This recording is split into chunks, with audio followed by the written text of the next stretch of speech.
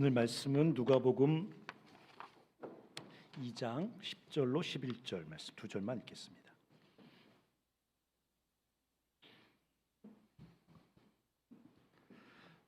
누가복음 2장 10절로 11절 말씀.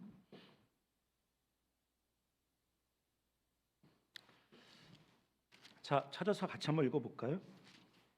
누가복음 2장 10절로 11절 말씀 시작. 천사가 이르되 무서워하지 말라. 보라, 내가 온 백성에게 미칠 큰 기쁨의 좋은 소식을 너희에게 전하노라. 오늘 다윗의 동네에 너희를 위하여 구주가 나셨으니 곧 그리스도 주시니라. 제가 읽을 테니까 여러분보다 제가 목소리가 좀 좋은 것 같지 않아요? 제가 읽어드릴 테니까 한번 잘 들어보시기 바랍니다. 천사가 이르되 무서워하지 말라. 보라, 내가 온 백성에게 미칠 큰 기쁨의 좋은 소식을 너희에게 전하노라.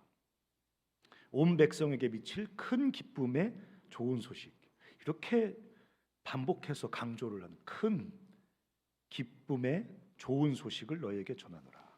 오늘 다윗의 동네에 너희를 위하여 구주가 나셨으니 곧 그리스도 주시니라. 이제 한 해가 거의 마무리가 됐죠, 그렇죠? 네. 그리고 이제 새로운 해가 이제 올해가 2022년, 그렇죠? 내년이 2023년. 여러분 몇 살? 21? 만으로 21. 니들은 아직 산 게 아니야. 태어나는 중이지. 저는 이제 56, 만으로 55가 됩니다. 죽을 때가 또 1년 가까워졌어요. 네. 어제 제가 병원에 가서 내시경을 받고 왔거든요. 우리 이사님 중에, 교원도 나세렛 순자님 중에 그 남편이 소아과 의사 선생님이 계신데, 이분이 내시경 자격증을 따셔서 우리 간사님들을 무료로 내시경을 해주세요. 제가 가가지고 이제 위내시경, 대장내시경 다 했거든요. 그리고 이제 전체를 살펴보시더니 목사 오래 사시겠네요. 문제는 배에 있는 지방밖에 문제될 게 없습니다. 이렇게 복부 지방밖에 문제될 게 없다고 하셔서 아주 기쁜 마음으로 내시경 검사를 마쳤습니다. 이렇게 한 해를 돌아보면 늘 아쉽죠, 그렇죠? 한 해도 만족스러운 적이 없어요. 늘 아쉽습니다. 뭔가 우리가 이제 꿈꾸고 소망하던 것을 온전히 이루지 못해서 아쉽기도 하고. 하지만 진짜 한 해를 돌아보니까 슬프고 혼란스럽고 고통스러운 일이 있었던 지체들도 있을 거예요. 제가 다니는 교회에 집사님이 이번에 강원도에서 산불 헬기 사고 있었죠. 그 남자 두 분과 여자 두 분 돌아가신 그 남자 두 분 중에 한 분이라더라고요. 네, 그분은 아마 죽을 때까지 2022년을 못 잊을 겁니다. 그러니까 우리 중에는 여러 가지 이유로 굉장히 슬프고 혼란스럽고 참 고통스러운 어떤 한 해를 지난 분도 계실 거라고 생각합니다. 어떤 그동안 모르던 질병을 발견해서 그 질병과 참 고통스러운 싸움을 또 싸워야 되는 분도 계시고, 어떤 분은 또 가정에 어려움이 생겨서 또 부모님이 또 어려워지시거나 가정에 경제적인 문제가 생겨서 굉장히 고통스러운 한 해로 기억하고 계신 분도 계실 겁니다. 크기가 아주 이렇게 크지 않아도 여러 가지 일들이 1년 동안 여러분의 인생 속에 발생했었을 거예요. 세상도 그리 낙관적이지 않습니다. 지금 경제의 문외한들, 경제의 기억자도 모르는 애들도 요즘 나라가 심상치 않아 보여요. 좀 관심 있는 사람들 금방 압니다. 세계적인 불황이 몰려오고 있다고 다들 얘기해요. 이전에 없었던 경제적인 굉장히 심각한 불경기가 세계를 덮을 것이라고 얘기하는 사람들도 있습니다. 전쟁이 끝날 줄 알았는데 점점 심각해져요. 핵 이야기가 다시 나오고, 지금 또 이란과 사우디, 또 이스라엘, 저쪽 어디 세르비아 어느 쪽에 또 전쟁의 기미가 슬슬 보이기 시작합니다. 이렇게 참 답답한 잠잠하지 않은 고통스러운 내 삶에 또 이 세상 속에 과연 복음은, 기독교는 어떤 의미를 갖는가, 그거 좀 얘기해 보려고 합니다. 지금 이 교회에서 지키는 무슨 절기인지 아세요? 무슨 절기? 대림절. 그렇죠, 대림절. 네, 대림절. 대림절이죠. 대림절이 뭐예요? 주님이 임하시는 그때를 기념하는 절기죠. 그래서 한 달 동안, 크리스마스 5주 전부터, 성탄절 5주 전부터 여러분 교회 가면 촛불을 5개 켜놓고 하나씩 아마 촛불을 켜실 거예요, 목사님들이. 지난주에 3개째 켜 있겠죠, 그렇죠? 이제 한 주 더 지나면 성탄절이라는 얘기를 하고 있는 것입니다. 그렇다면 성탄절이 왜 오늘 성경에 써 있는 것처럼 모든 백성에게 미칠 큰 기쁨의 좋은 소식인가에 대해서 제가 여러분과 함께 좀 나누려고 합니다. 자, 주님은 인간이 되셨습니다. 그 얘기는 뭐냐면 주님이 낮아지셨다는 얘기 아니에요, 그렇죠? 빌립보서 2장 같은 데 보면 주님께서 하나님의 본체시나 동등됨을 취할 것으로 여기지 아니하시고 종의 형체, 종처럼 천하고 비천한 인간의 형체를 가지고 이 땅에 오셨다. 그러니까 주님의 성육신은, 주님의 인간 되심은 기본적으로 낮아지심이에요. 근데 보세요, 얼마나 낮아지셨어요? 예수님을 날 데가 없어서 말구유에, 그러니까 우리나라로 말하면 돼지 울간 같은 거죠. 돼지 울간에 예수님이 울간에서 태어나서 돼지 밥통에 누이셨습니다. 교회 가면 왜 가끔 성탄 연극할 때 보면 예쁘게 마구간 꾸며놓고 야 주님 오셨다 박수 치면 안 돼. 삔또가 안 맞는 거야. 그것은 주님이 말구 위에 오셨다는 것은 예쁘고 정서적이고 뭔가 이렇게 센티멘탈하고 뭔가 뭐라 그러지, 그런 거 뭐 굉장히 그 분위기 좋은 카페에 오신 게 아니란 말이야. 너무 가난한 집에 태어나서 여관방 하나를 얻을 수 없었다고. 영화방이 다 차서 못 얻은 게 아니에요. 돈 주면, 웃돈 주면 다 얻습니다. 근데 그 돈을 주고 방을 얻을 만한 여유가 없는 가난한 목수 집안에 태어났거든요. 그래서 어쩔 수 없이 돼지 밥통에 예수님이 처음 누임을 받으셨습니다. 낮아지신 거죠. 나중에 어떤 일도 발생합니까? 헤롯이 유대인의 예언되었던 왕 그리스도가 오신다라니까, 예수가 오면, 그 왕이 오면 자기의 왕권이 위협을 받을까 봐 2살 아래로 다 죽이라 그래. 실제로 다 죽이죠. 수없이 많은 어린 신생아들이 그래서 죽임을 당했습니다. 예수님도 죽임을 당할 뻔했어요. 단지 천사의 보호로 급히 애굽으로 도망갔죠. 여러분 그런 분 계세요? 여러분이 신생아 때 죽임을 당할 위기를 겪어서 심각하게 다른 곳으로 급히 이동하고 막 그런 분 계세요? 아무리 2000년 전이지만 이런 경험을 한 사람은 많지 않습니다. 예수님은 굉장히 천하고 가난한 집에 태어나셨고, 그리고 어릴 때부터 죽음의 위기에 늘 쫓겨다니면서 이리저리 도망 다녀야 됐습니다. 그분은 어려서 태어나서 자란 그 예수님의 집안은 찢어지게 가난한 집안이었어요. 한번 읽어보실까요? 고린도후서 8장 9절. 고린도후서 8장 9절 한번 읽어보세요. 시작.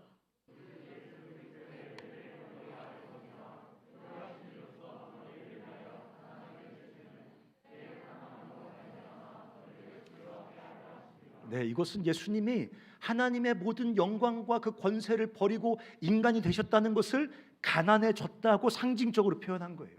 하지만 이 가난이란 단어 속에 그분이 물리적으로 경험했던 가난도 들어있습니다. 예수님이 가난해지셨어요. 여기 보세요. 부요하신 이로써 너희를 위해 가난하게 되셨어요. 주님이 내 가난을 압니까? 주님이 우리 가정의 빈곤을 압니까? 네, 아세요. 왜? 주님도 빈곤해지셨으니까. 주님도 가난해지셨으니까. 원래 여러분 부자였던 애가 가난해지면 더 고통스러운 거잖아요. 원래 찢어지게 가난한 거 잘 몰라요. 고통스럽지 않아요. 근데 예수님은 부요하신 자로서 가난하게 되셨어요. 그 부요한 영광과 권세를 누리던 자로서 비천한 집안, 가난한 집안, 아무런 권세도 없는 집안으로 뚝 떨어졌어요. 그 결국 어떻게 됐습니까? 십자가에서 비참하게 갈기갈기 찢김받아 죽었어요. 그것은 고상한 종교적 사건이 아니에요. 예수님이 죽어서 결과적으로 우리가 구원을 받았지만 그렇다고 예수님의 죽음이 고상한 게 아니라고요. 종교적인 어떤 화려한 예식이 아니라고요. 그건 가장 비참한 죽음이에요. 가장 비천한 죽음이에요. 가장 잔인한 죽음이고 가장 초라한 죽음입니다. 여러분 생각해 보세요. 마지막 죽을 때라도요, 영예롭게 죽어야 됩니다. 그래서 우리가 마지막 죽는 분들에게 예의를 다 하잖아요. 여러분 죽는 분이 나 마지막으로 돈가스 먹고 싶어 그러는데 뭐 그만 돌아가실 건데 돈가스 드세요. 그냥 돌아가세요. 이렇게 하는 분이 어디 있어요? 돈가스 할아버지라도 사다 드릴 거 아니에요? 마지막 죽을 때는 영예로워야 되는 거예요. 마지막 죽을 때는 존경받아야 되는 거예요. 여러분 부모님 돌아가실 때 꼭 옆에 있으시기 바랍니다. 예수님은 마지막 죽을 때도 비참했어요. 간사님 죽을 때 뭐 십자가에 달리든 뭐 백자가에 달리든 그 무슨 상관이 있어요? 상관없어요.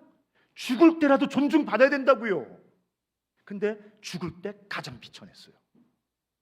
죽을 때 가장 천박했어요. 죽을 때 가장 수치스러웠어요.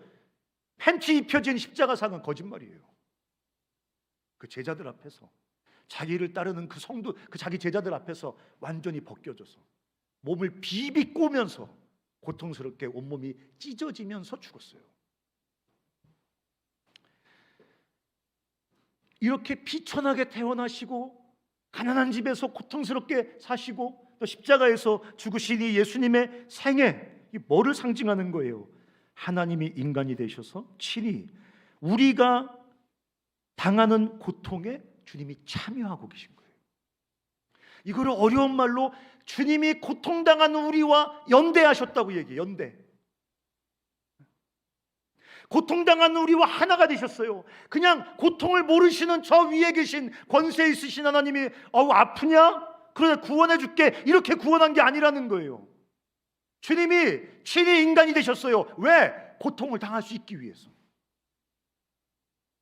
주님이 인간의 몸을 입으셨어요. 왜? 인간처럼 죽을 수 있기 위해서. 그러지 않았으면 그분은 내 배고픔, 내 영적인 굶주림, 내 죄악의 실패로 인한 좌절, 슬픔, 갈등, 분노 아무것도 모르실 거예요. 근데 그분이 인간의 몸을 입고 그걸 다 당하셨어요. 고통당하는 우리와 하나가 되셨어요. 고통당하는 우리와 연대하셨어요. 우리 고통에 참여하셨어요. 그래서 그분은 우리의 고통과 눈물과 신음을 아십니다. 여러분 주님이 다 아세요. 여러분이 누구에게도 말하지 않고 밤에 우는 그 이유를 주님이 아세요. 그냥 아시는 게 아니에요. 경험하여 아세요. 여러분의 수치를 아세요. 그냥 지식으로 아시는 게 아니에요. 경험하여 아세요. 여러분의 질병의 고통을 아세요. 그냥 지식으로 아는 게 아니에요. 경험하여 아세요. 여러분이 고통 당하는 곳마다 그분이 동일한 고통을 당하시면서 여러분 옆에 함께 계십니다. 그러나 여기서 그치면 감성팔이 기독교예요. 주님이 다 하셔요. 주님이 내 고통에 함께 하셔요. 그러므로 고통을 참을 수 있어요. 고통을 참아라. 주님이 다 하신다. 그렇게만 말하고 끝나면 그거는 진짜 기독교가 아니에요. 진짜 복음이 아니에요. 그냥 감성팔이 절름발이 기독교입니다. 우리는 질문을 해야 돼요. 그래서 뭐? 우리가 당하는 이 지독한 고통과 결핍은 도대체 어떻게 되는 건데? 내가 당하는 이 고통스러운 가난은 도대체 어떻게 되는 건데? 병원에서 낫지 않는다고 선언해버린 이 질병은 도대체 어떻게 되는 건데? 질문해야죠. 고통을 아는 것도 고마워요. 내 고통 속에 참여하셔서 고통당하는 나와 함께 해주시는 거 그거 고마워요.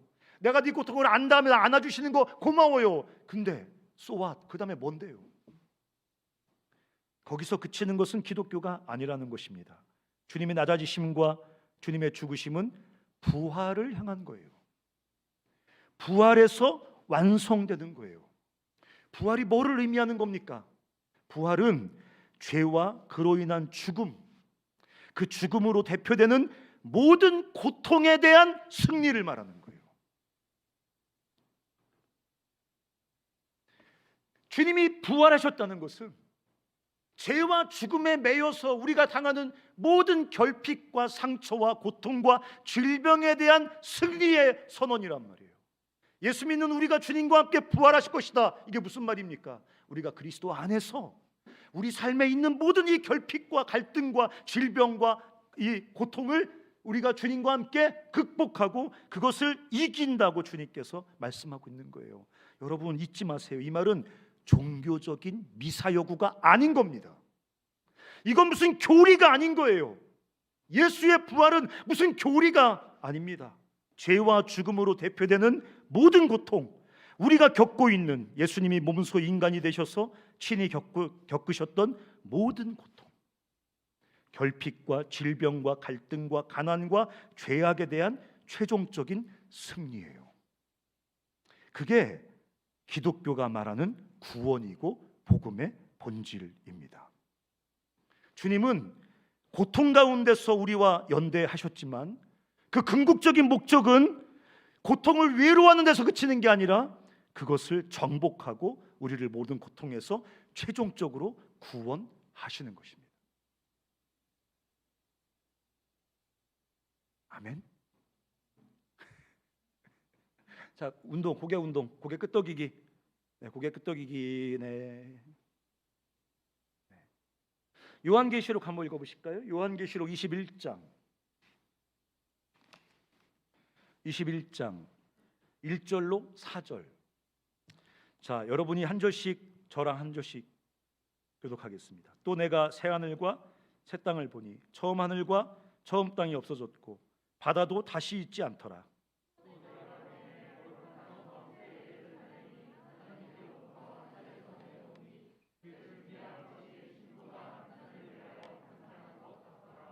내가 들으니 보좌에서 큰 음성이 나서 이르되 보라, 하나님의 장막이 사람들과 함께 있음에 하나님이 그들과 함께 계시리니 그들은 하나님의 백성이 되고 하나님은 친히 그들과 함께 계셔서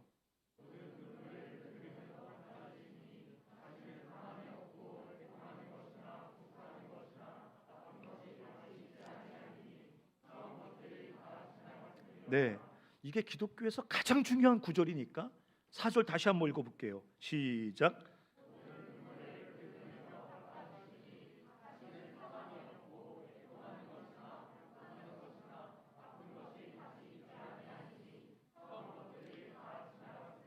네, 사망은 주의 뜻이 아니에요. 애통하는 것은 주님이 기뻐하시는 게 아니에요. 곡하는 거, 그것도 주님이 기뻐하시는 게 아니란 말이에요. 아픈 것, 이것도 주님이 기뻐하시는 거 아니에요. 그래서 주님이 오시는 그날 이것이 다시 있지 않게 하시겠다는 거예요. 그게 기독교의 구원이에요. 그게 기독교의 복음이에요. 그게 기독교의 본질이에요. 그냥 우리 고통을 아시고 우리 고통을 함께 우시고 우리 고통 가운데 함께 슬퍼하시는 게 기독교의 복음이 아니라고. 거기서 완전히 우리를 건져내시는 것이 기독교의 구원이란 말이에요. 그래서 5절에 이렇게 써 있습니다. 이건 내가 읽어줄게요. 보좌에 앉으신 이가 이르시되 보라, 내가 만물을 새롭게 하노라. 주님 오시는 그날에 내가 완전히 새롭게 될 거예요. 이 세상이 완전히 주님의 뜻대로 완성되어질 거예요. 우리가 그것을 위해 치열하게 달려갔지만 주님이 완성하시는 그날 너무 깜짝 놀라게 새롭게 될 거예요. 그러니까 주님 뭐라고 말씀하세요? 내가 만물을 새롭게 하노라. 이게 기독교예요. 이게 기독교의 복음이란 말이에요. 그래서 기독교의 복음은 희망인 거예요. 왜? 질병 때문에 신음하는 사람들에게 주님 뭐라고 말씀하십니까? 내가 그 질병에서 너를 일으키시겠다고 말씀하시니까. 가난에 허덕여서 고통스러운 사람에게 뭐라고 말씀하십니까? 그 가난에서 너를 구원하시겠다고 말씀하시니까.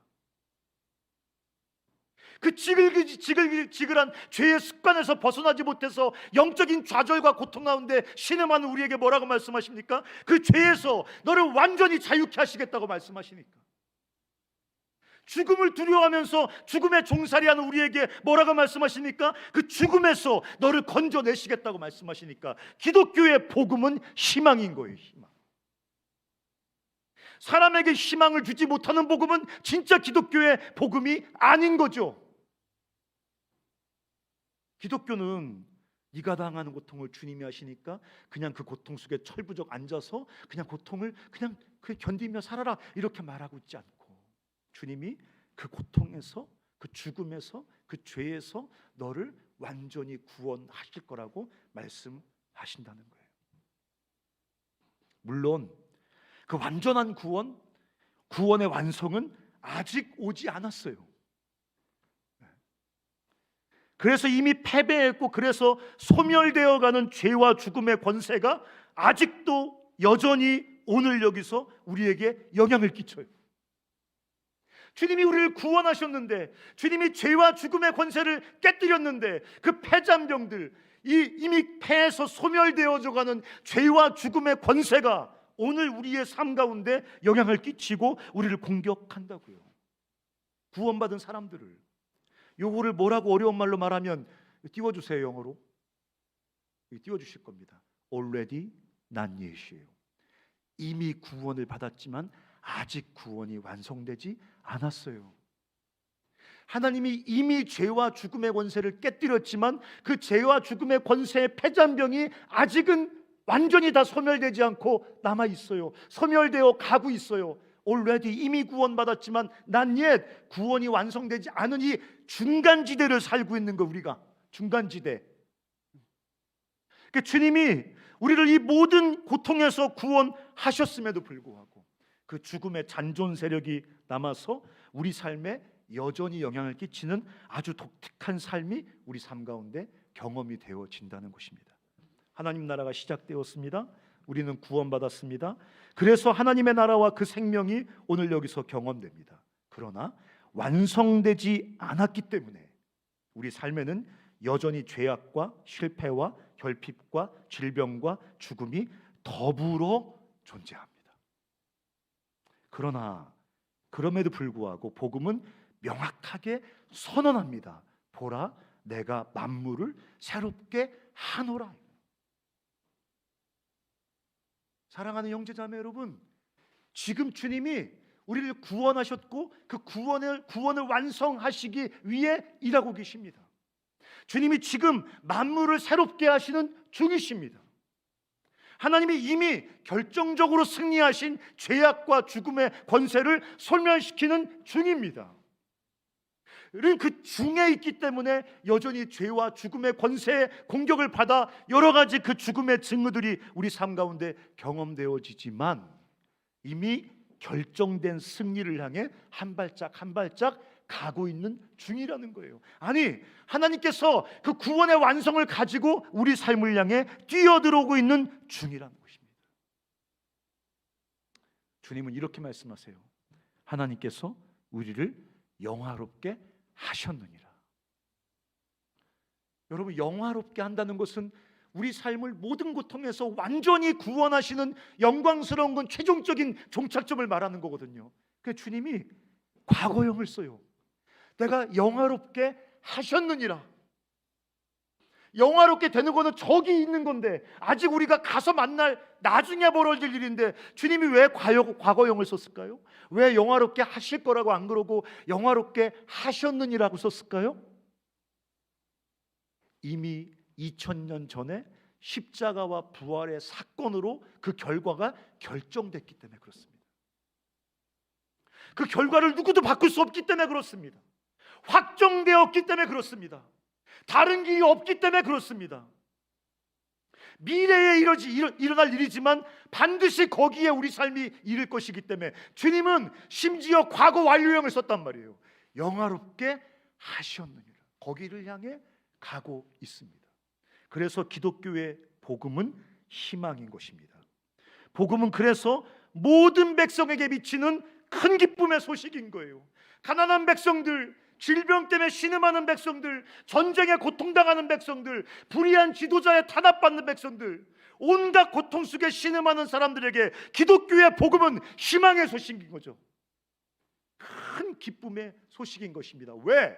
주님이 그 모든 고통, 모든 죽음의 증오들로부터 우리를 건져내실 것이라는 약속이기 때문에. 복음을 헬라어로 뭐라 그러는지 아세요? 혹시 들어본 분 계세요? 유자로 시작하는 말? 앙자로 두 번째 글자가 앙인데? 몰라요? 아직 몰라요? 세 번째가 겔인데? 유앙겔? 네 번째가 리인데 리? 한자만 맞춰봐. 유앙겔리 온. 복음을 신약 성경에 유앙겔리온이라고 번역해놨어. 유앙겔리온이라는 그 헬라어를 번역한 게 복음이야. 유앙겔리온이 무슨 말인지 알아? 옛날에 전쟁터에서 핸드폰이 없잖아. 나라의 운명이 걸려있는 전쟁을 치르고 있을 때 전쟁을 이기면 한 전령 그 수가 온 힘을 다해 달려서 자기 국민들한테 이겼다라고 외치는 거야. 그러면 막 국민들이 그때 전쟁에 지면 다 죽는 거니까, 노예되는 거니까 이겼다라고 말하면 축제가 막 일어나거든요. 그때 그 이겼다, 그게 뭐냐면 유앙겔리온이란 말이에요. 주님이 죄와 죽음의 권세를 이겼다, 이거를 온 인류에게 선포하는 거야. 우리가 지금 죄와 죽음의 권세 아래 신음하고 날마다 죽고 날마다 가난과 질병과 갈등과 죄악 속에서 신음하고 탄식하고 살아가는데, 그 죄와 죽음의 권세를 주님이 십자가와 부활로 깨뜨렸다. 이게 유앙겔리온, 복음, 굿뉴스, 승리의 소식. 그러므로 이건 희망의 소식이란 말이야. 이 모든 그때까지, 그 주님이 최종적으로 모든 죽음의 권세를 소멸하는 그때까지 주님이 점차적으로 우리의 모든 고통을, 굶주림을, 탄식을, 질병을, 장애를, 죄를, 중독을, 갈등을, 전쟁을, 불합리와 부정의를 다 소멸시켜 가실 거라는 확정된 승리의 소식, 복음이란 말이지. 복음. 그러니까 전해야지. 니들만 알고 집에 가서 돛 닦으라고 복음을 알려준 게 아니라 온 천하에 다니면서, 단기 선교 잘 갔단 말이지, 온 천하에 다니면서 유앙겔리온, 낙심하지 마라, 유앙겔리온, 주님이 이기셨다, 주님이 죄와 죽음과 이 어둠과 고통의 뿌리를 끊으셨다고 막 선언하고.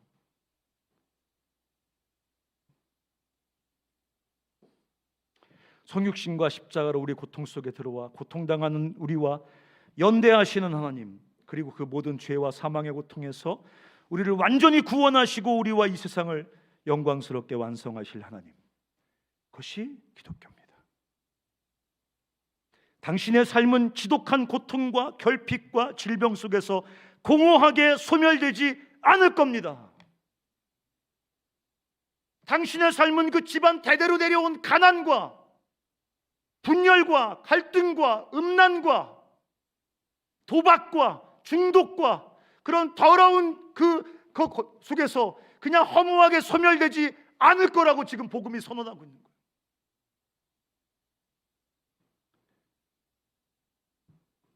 부활하신 그리스도 우리 주님 안에서 우리도 그 영광스러운 몸으로 영원한 생명으로 부활할 것이라고 주님은 희망을 선언하는 것입니다.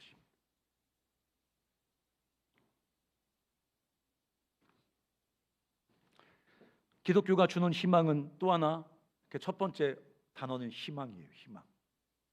뭐라고? 희망. 희망은 기독교의 단어야. 희망이 어디 있어? 저놈이랑 결혼하면 희망, 절망으로 곧 바뀌게 됩니다. 저 니은이랑 결혼하면 희망, 곧 알아, 절망이라는 것을. 신혼여행 가서 알아. 돈만 있으면 희망, 돈은 우리에게 절망을 선물로 주는 절망의 창구예요. 뭐 희망이 어디 있어? 희망이 어디 있어? 희망이. 기독교가 희망입니다. 또 하나는 인내입니다.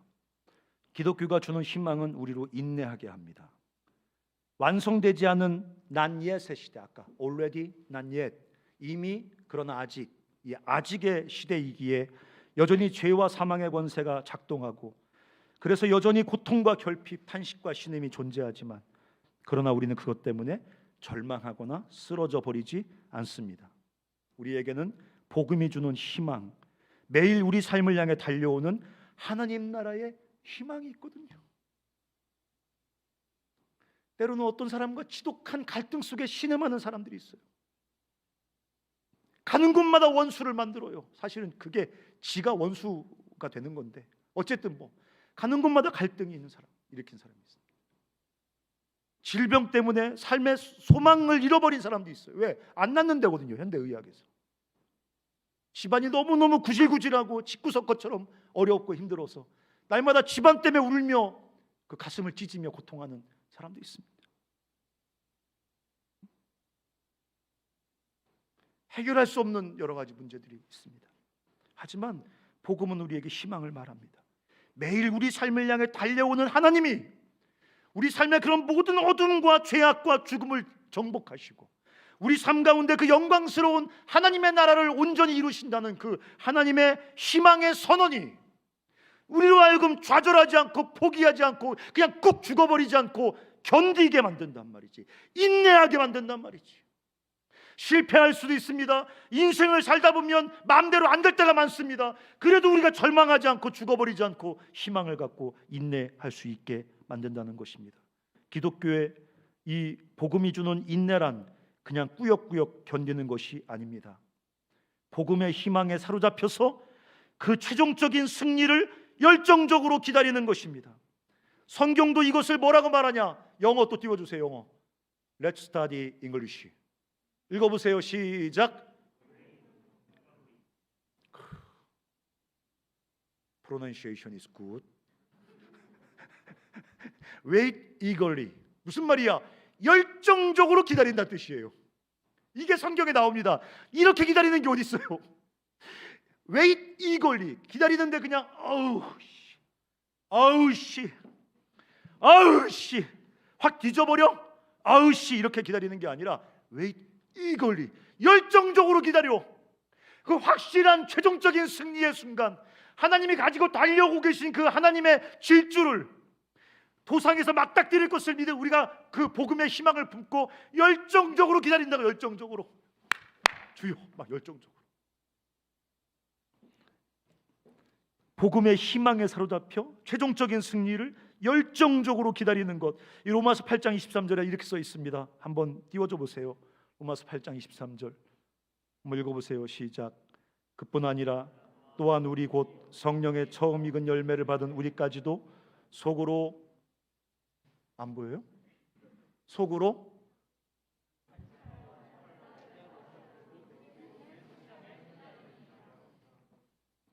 제가 건강검진 받을 때 눈이 생각보다 엄청 나쁘다 그러더라고요. 자, 보이시죠? 그뿐 아니라 또한 우리 곧 성령의 처음 익은 열매를 받은 우리까지도 속으로 뭐예요? 탄식해요. 지금 탄식하는 상황인 거예요. 탄식이 나오는 상황인 거예요. 지금 탄식하며 양자될 것, 곧 뭐를 기다려요? 뭐를 기다려요?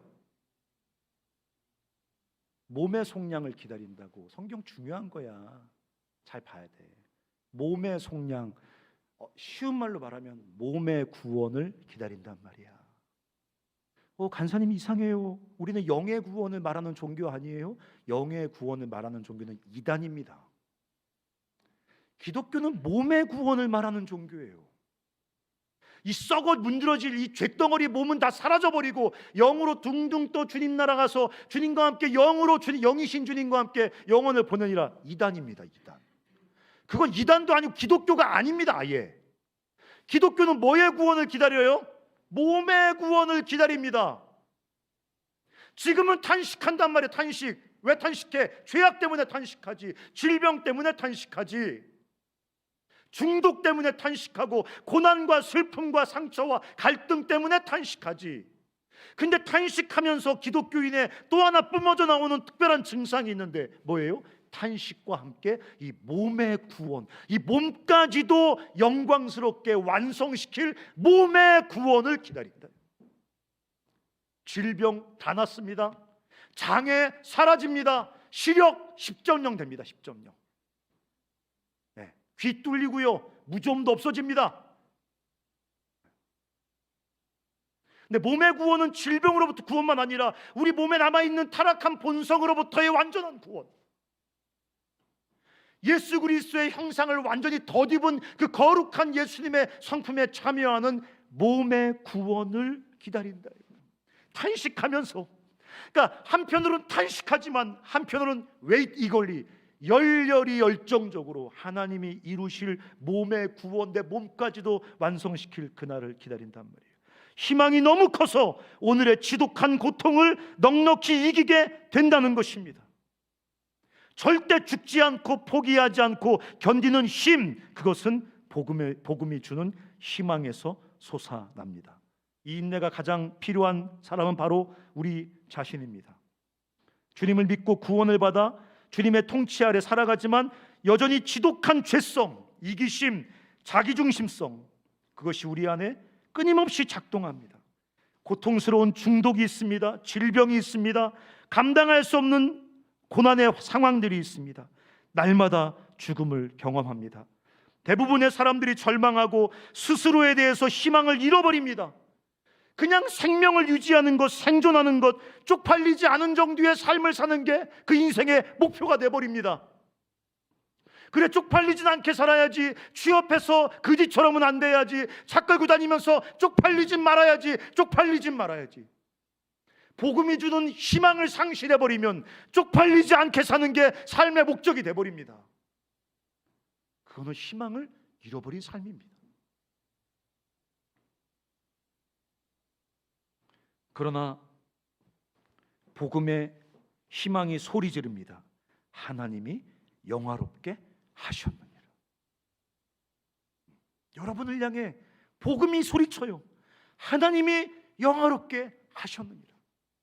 여러분, 제가 늘 얘기했어요. 기독교가 말하는 영광을 이상하게 해석하지 말라고.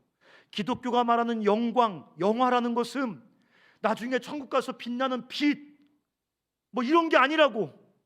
나중에 주님 나라 갔을 때 입혀지는 하얀 성가대 가운, 그딴 게 아니라고. 성가대 가운 입고 싶어? 내 방으로 와. 내 방에 3개나 있어. 내가 줄게. 그냥 그거 입고 영원히 살고 싶어? 아유, 생각도 하기 싫어. 나는 그런 게 아니라고. 우리가 하늘에 가면 원으로 이렇게 붕 떠다니면서 이렇게 무슨 빛나는 거 있지. 뭐라 그래 지고? 환? 이렇게 우리 머리에 이렇게 뭐가 떠다니면서 영광 이렇게, 그건 개소리야. 그런 게 영광이 아니야, 얘들아. 우리 안에 모든 그 죽음의 흔적들을 지워버리시면서 예수님의 성품, 예수님의 기쁨, 예수님의 만족, 예수님의 생기, 예수님의 능력, 예수님의 노래, 예수님의 그 소망이 우리 삶 속에 스며들어올 때 그게 영광이란 말이야. 하나님께서 너희를 영화롭게 하셨느니라. 이 로마서 8장 30절의 약속은 우리가 구원받은 이후로 지금도 계속해서 주님이 우리를 영화롭게 하고 계신다는 얘기야. 그러니까 포기하지 말라고. 우리가 당하는 실패와 고통이 우리를 함몰할 수 없다고. 왜? 우리를 영화롭게 하시는 주님의 구원의 역사가 지금도 진행 중이거든. 우리가 취업도 잘 안 되고 어느 시험에 실패해서 지질이 등신, 이 소라 말미잘 같은 인간아, 아무리 소리쳐도 하나님께서 우리를 영화롭게 하셨느니라. 영화롭게 하시는 하나님의 이 복음의 역사가 끊임없이 우리 삶 속에 작동하고 있다고. 영광을 향해 우리 삶이 끌려가고 있다고. 우리가 달려가고 있을 때는 못 느끼지만 우리가 달려갈 수 없을 때는 끌려가는 게 느껴져. 하나님이 끌고 가고 계시거든, 영광을 향해서. 그러므로 복음의 희망을 아는 사람들은 좌절하고 포기하지 않고 인내합니다. 마지막으로 한 가지만 더 얘기하면, 인내의 또 다른 버전이지만 복음이 주는 희망은 인내에서 그치지 않고 불의에 저항하게 만듭니다. 하나님은 승리하셨고 최종적인 승리가 달려오고 있기 때문에 그 하나님의 통치에 저항하는 세상과 그 배후의 악한 영, 그로 인해 세상에 형성된 가치관과 문화에 치열하게 저항할 힘이 생깁니다. 하나님 나라가 이미 도래했거든요. 그 나라가 완성될 거거든요. 우리는 그 길을 향해 가고 있거든요. 그래서 복음을 아는 사람, 복음의 빛이 비춰진 사람은 세상의 방식에 대해서 굉장히 예민하게 저항하기 시작합니다. 모든 사람이 괜찮다고 다 그렇게 사는 거라고 말해도 하나님의 사람들은 예민하게 그것을 느끼고 불쾌하게 여기면서 저항하기 시작합니다. 복음은 소극적인 인내를 넘어 당신의 백성들이 세상에 대해 저항하게 만드는 불꽃입니다. 희색빛 절망과 포기와 좌절을 깨뜨리고 운명론이나 회의주의 이런 것에 도전합니다. 오래 굳어진 불의와 불평등 등 모든 하나님이 일하시는 방식에 저항하는 세력들에 저항하기 시작합니다. 그래서 마태복음 6장 10절에 주님이 이렇게 기도하라고 가르쳐 주셨습니다. 한번 읽어볼까요? 시작. 나라가 임하시오며 뜻이 하늘에서 이루어진 것 같이. 많은 사람들은 그렇게 생각합니다. 하나님의 뜻은 하늘에서, 이 세상은 세상의 어떤 방식이, 그건 기독교인이 아닙니다. 기독교인의 삶은 하나님의 뜻이 하늘에서 이루어진 것 같이 땅에서도 이루어지게 하는 게 하나님의 사람들의 삶의 방식입니다. 그래서 복음의 빛이, 이 희망의 빛이 비춰진 사람들, 이 복음이 주는 희망을 만난 사람들은 이 세상의 방식에 예민하게 저항하며 하나님의 뜻이 하늘에서 이룬같이 땅에서도 이루어지게 하기 위해서 치열하게 싸움을 시작합니다. 사랑하는 형제자매 여러분, 다 끝났어요. 아메리카에 사는 흑인들 아시죠? 모르시죠? 아메리카의 인구의 반은 흑인입니다. 미국에. 그 사람들 고향은 원래 거기가 아닙니다. 그 사람들은 다 아프리카에서 끌려온 사람들입니다. 노예 무역을 통해서 끌려온 사람들입니다. 제가 아주 충격적인 그 사진을 한 장, 사파를 한 장 갖고 있는데, 거기 제가 서원대 강의할 땐 사파 보여주는데 거기 사파에 이렇게 써 있습니다. 막 도착한 싱싱한 니고르들이 있습니다. 판매합니다. 남자 몇 명, 여자 몇 명, 소년 몇 명, 소녀 몇 명, 이렇게 가지고 이렇게 써붙여 놓고 아주 싱싱하다 이렇게 써놨어요.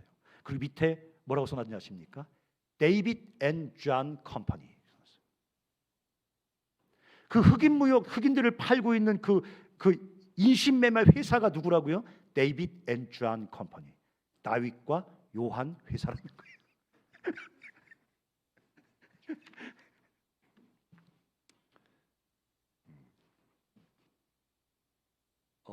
오래됐기 때문에 흑인들이 정당한 권리를 찾을 수 없을 만큼 사회 구조가 아주 고착화됐습니다.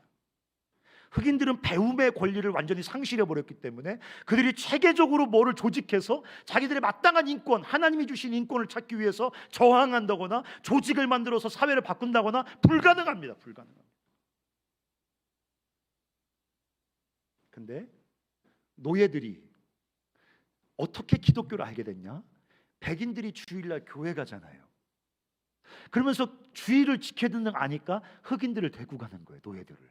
근데 같이 예배드리기 싫으니까 그 한쪽에 모아놓고 책 하나 던져놓고 이렇게 예배드려 니그로더라 하고 자기들은 고상하게 오 할렐루야 할렐루야 이렇게 노래 부르면서, 아마 주님이 지랄하네 그러셨을 텐데 할렐루야 노래 부르면서 지들끼리 예배드리고, 흑인 니그로들은 저기 앉아가지고 지들끼리 성경을 읽기 시작하는데 진짜 기독교가 흑인 노예들에게서 작동하기 시작합니다.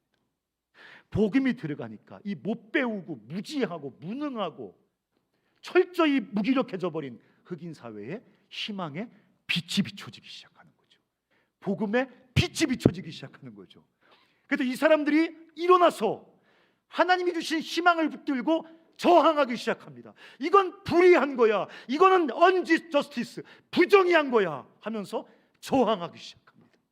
이 저항하는 희망의 불꽃이 어디서 나옵니까? 복음에서 나옵니다. 복음에서. 그래서 여러분, 흑인 신학이라는 게 만들어져요. 흑인 신학의 요체는 뭔지 아십니까? 흑인이신 그리스도입니다. 여러분 기도할 때 머릿속에 상상해, 까마신 하나님, 까마신 예수님 상상이 되세요?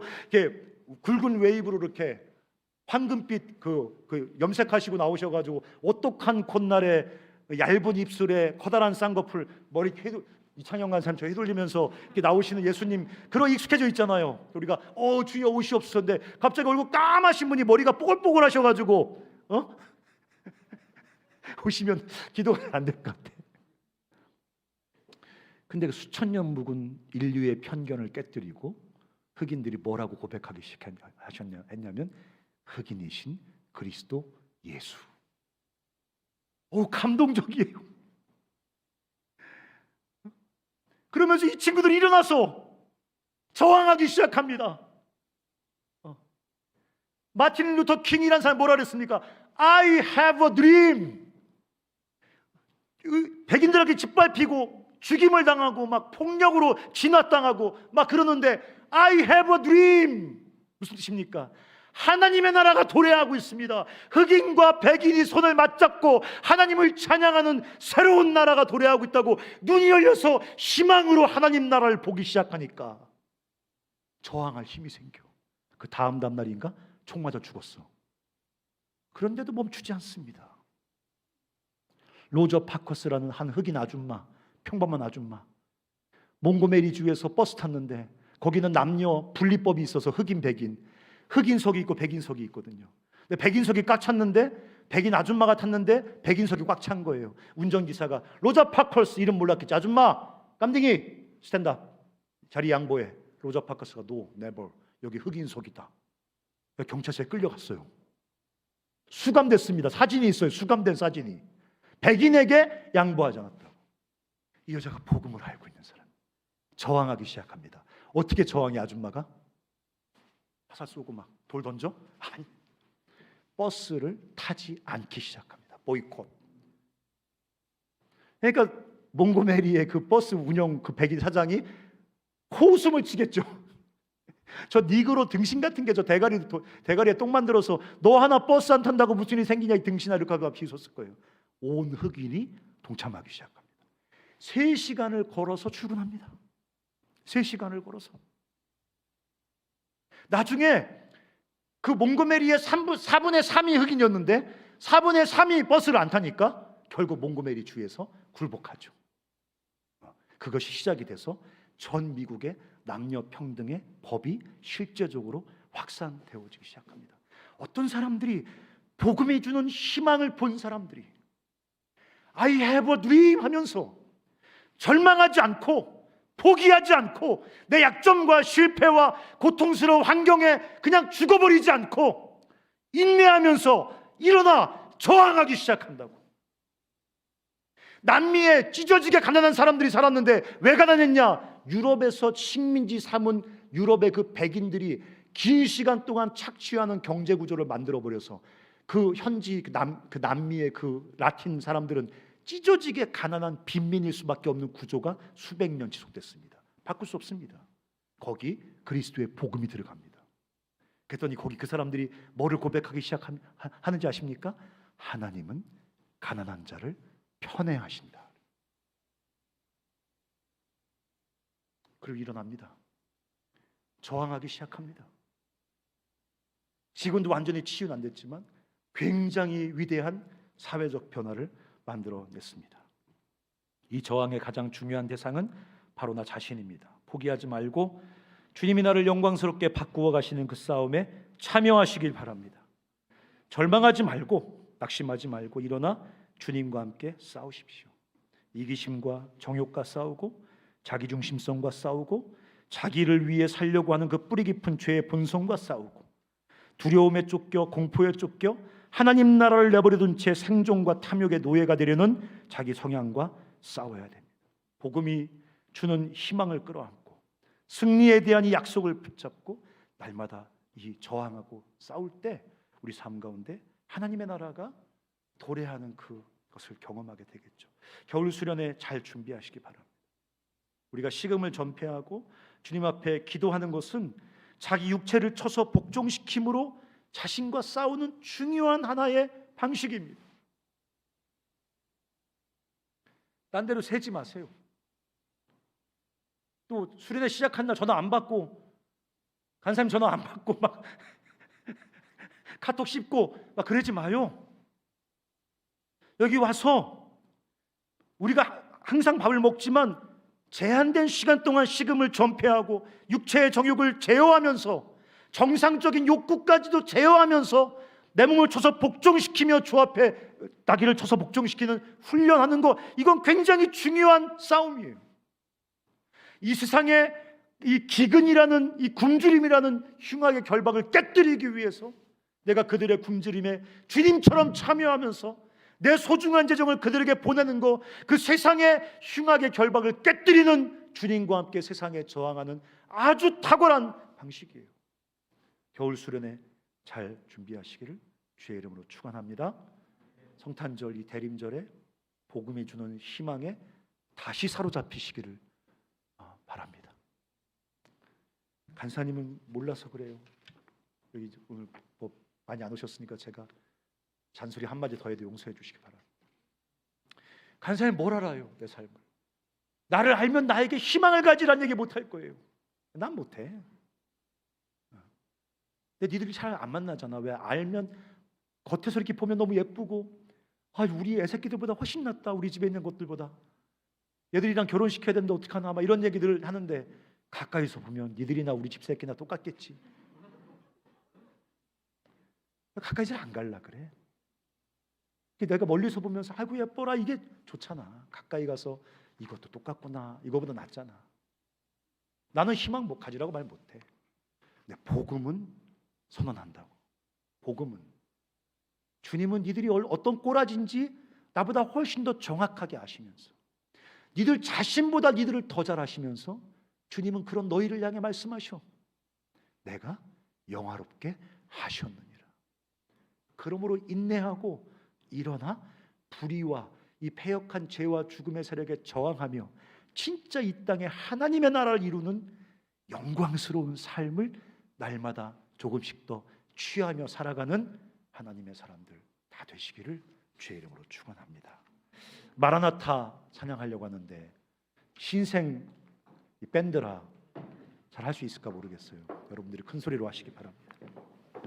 어려운 노래도 아니니까. 자, 얘는 신생 밴드가 아닌데 국밴드의 멤버인데, 자, 신생 밴드에게 박수 한번 쳐주세요.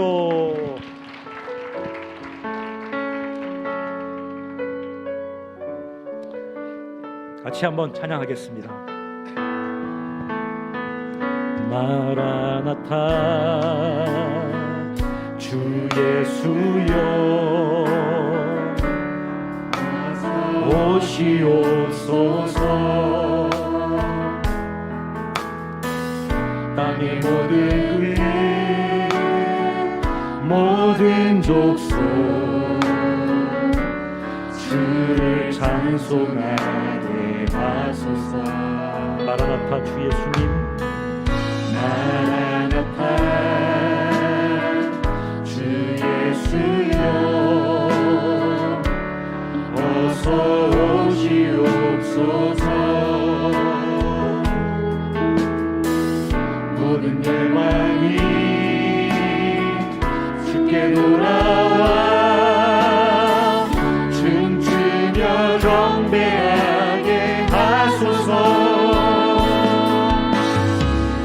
우리 주님 다시 오실 길을 만들자.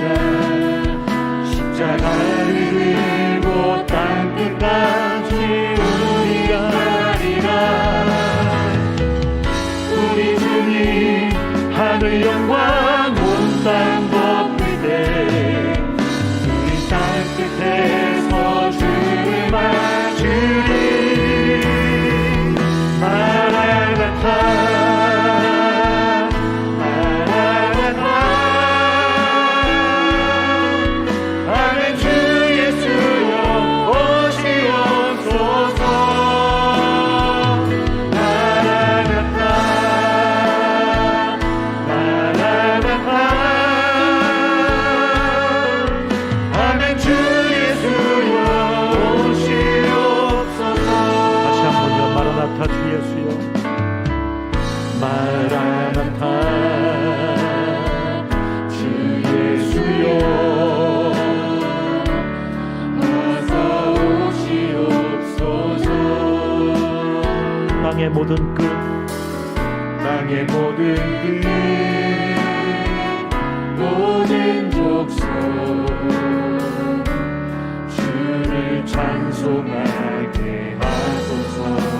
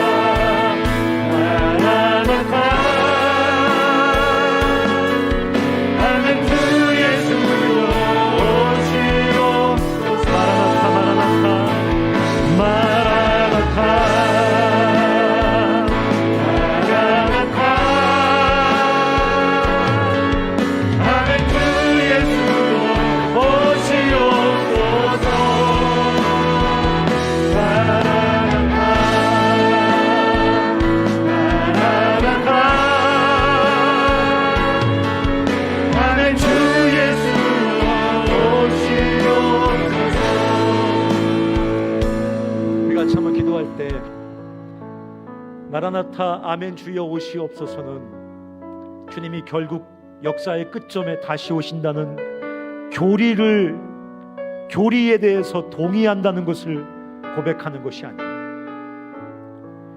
언제 오실지 모르겠지만 주님이 오셔서 최종적으로 이 싸움을 이미 승리하셨고 그 영광스러운 승리를 우리에게 주실 것을 믿는다는 고백이고, 날마다 그 승리가 우리 삶에 고백될 거라는 그 믿음의 고백이고, 그래서 내가 오늘도 포기하지 않고 그 주께서 허락하신 영광스러운 승리를 향해서 끊임없이 믿음의 거룩한 싸움을 싸우겠다는 믿음의 결단이죠.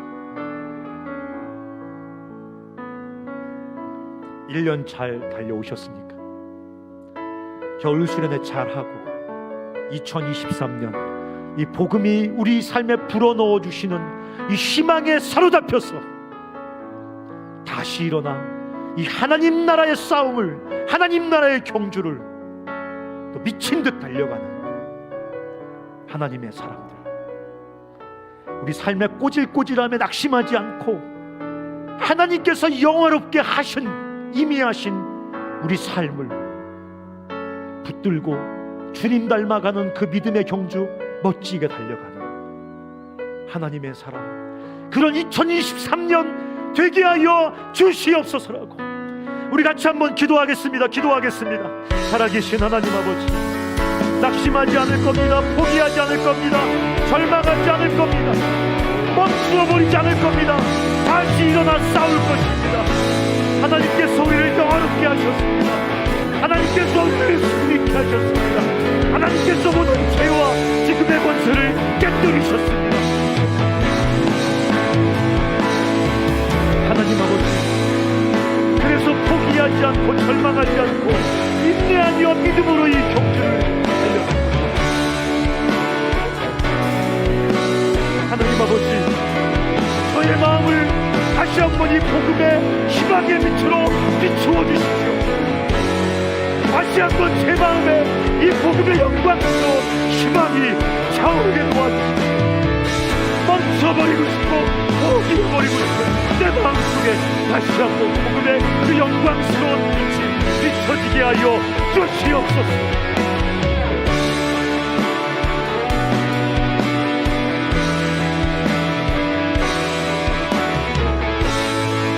사랑하는 형제자매 여러분, 1년 동안 돌아보면 무엇이 기억이 나십니까? 잘 모르겠어요. 어떤 사람은 여러 가지 어려운 일 때문에 지글지글 고통을 당하면서 1년을 견뎌낸 사람도 있을 겁니다. 계획하고 원하는 일마다 마음대로 되지 않고 실패하고 무너져서 도대체 소망을 가질래야 가질 수 없는 그런 처절한 실패 속에 좌절해 있는 사람도 있을 거예요. 헤어나올 수 없는 질병과 어떤 고난의 상황 때문에 어찌 해볼 수 없을 만큼 혼란과 지독한 슬픔 속에 빠져있는 사람도 있을 거고, 영적인 실패 때문에 좌절한 사람도 있을 거고, 그러나 이 밤에 우리가 기도할 때, 찬양할 때 복음의 영광스러운 희망의 빛이 다시 여러분의 심령을 비추시기를 주의 이름으로 축원합니다. 그 모든 좌절과 희색빛 절망이 쫓겨나가고, 그럼에도 불구하고 우리 마음에 차오르는 새로운 희망과 소망이 여러분 가운데 강같이 넘쳐 흐르기를 축원합니다. 하나님이 여대가 다시 이 복음이 주시는 영광스러운 희망과 비전에 사로잡혀서 2023년, 아니 내 인생 전체를 주님과 함께 소망 중에 믿음으로 달려가는 그런 생애 되게 하여 주시옵소서. 내 삶의 깃든 낙심과 절망이 깨어지게 하여 주시옵소서라고 우리 한번 더 같이 기도하십시다. 살아계신 하나님 아버지, 여러 가지 이유 때문에, 여러 가지 이유 때문에, 제가 다 알 수 없는 이유 때문에 우리 사랑하는 형제와 자매들의 삶에 깃든 그 아버지 절망과 낙심과 그 우울과 포기와 좌절과 죽음을 주여 이 시간 예수 그리스도의 복음의 희망의 빛이 비추어지게 도와주시고 깨뜨려 주시고, 다시 아버지 그 비전과 희망에 사로잡혀서 아버지 소망 중에 일어나 믿음의 경지를 달려나갈 수 있도록 아버지 도와주시고 역사해 주시기를 간절히 기도하고 원합니다. 살아계신 아버지 하나님, 비추어 주시옵소서. 아버지의 은밀한 희색빛 절망을 깨뜨려 주시옵소서. 아버지 안개처럼 우리 사랑하는 형제와 자매들을 아버지 하나님 그 심령을 붙들고 있는 모든 좌절과 아버지 하나님 그 포기의 빛이 아버지 하나님 기운이 깨어져 나가게 하여 주시옵소서. 다시 희망을 보게 하여 주시옵소서. 다시 용기를 얻게 하여 주시옵소서. 다시 소망을 보게 하여 주시옵소서. 마라나타 마라나타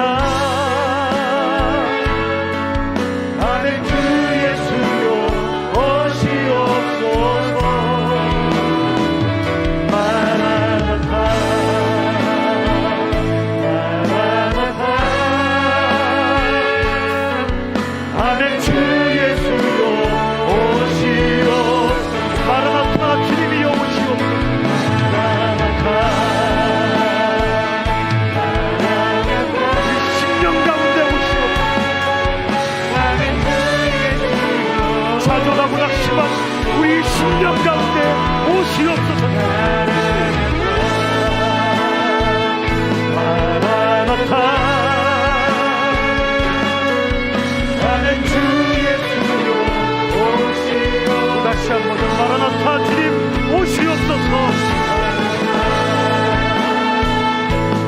마라나타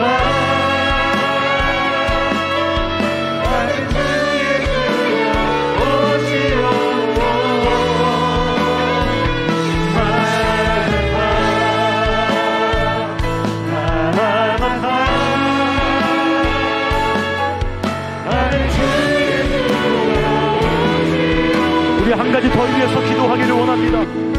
마라나타 아멘 주 예수여 오시옵소서는 먼 훗날 주님이 정하신, 주님만 알고 계신 미래의 그날에 주님이 오신다는 얘기이기도 하지만 또 다른 명백한 메시지와 도전은 오늘 우리 삶에 오신다는 것입니다. 주여 내 힘으로 해결할 수 없는 이 질병 가운데 오시옵소서. 우리 가정 가운데 오시옵소서. 내 중독 가운데 오시옵소서. 이 기형적인 내 인격 가운데, 내 갈등 가운데, 소망 없는 내 삶 가운데 마라나타 아멘 주 예수여 지금 오시옵소서. 지금 오시옵소서. 이 신앙 고백입니다. 우리 한번 더 같이 기도할 때 주님이 구원이 필요한 영역이 있습니다. 주님이 구원해 주셔야 되는 영역이 있습니다. 주여 오셔서 여기서 나를 구원하여 주시옵소서. 나를 건져 주시옵소서. 나를 부활케 하여 주시옵소서라고 우리 한번 더 같이 기도하십시다. 살아계신 아버지 하나님, 내 마음에 오시옵소서. 낙심하고 우울에 빠져있는 내 마음에 오시옵소서. 실망하고 아버지 하나님 원망과 시비에 빠져있는 내 마음에 오시옵소서. 내 몸에 오시옵소서. 내 더러운 습관에 오시옵소서. 내 중독 가운데 오시옵소서. 아멘. 주 예수여 오시옵소서. 아멘. 주 예수여 오시옵소서. 마라나타 주 예수여 오시옵소서. 사랑하는 형제자매 질병 가운데 오시옵소서. 아버지 하나님이여, 마음에도 고통스러운 절망과 우울과 불안장애와 낙심 가운데 오시옵소서. 가난 가운데 오시옵소서. 갈등 가운데 오시옵소서. 영적 침체에 오시옵소서. 오시옵소서. 아멘. 주 예수여 오시옵소서. 하나님 오시옵소서.